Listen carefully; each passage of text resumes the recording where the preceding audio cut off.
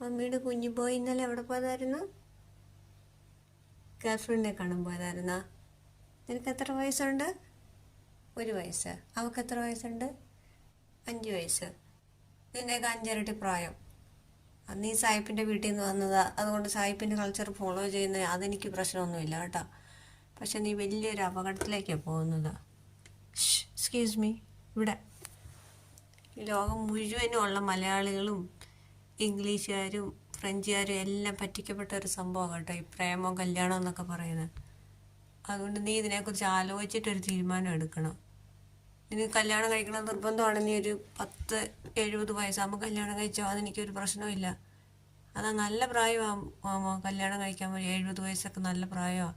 ആ സമയമാകുമ്പോൾ ഏകദേശം കിളി പോവും. പിന്നെ എന്ത് സംഭവിച്ചാലും നമുക്ക് ആരുടെ കൂടെ കെട്ടിയാലും കല്യാണം കഴിച്ചാലും ഒന്നും ഒരു പ്രശ്നമില്ല, എല്ലാം സെറ്റായിട്ടൊക്കെ പോകണം.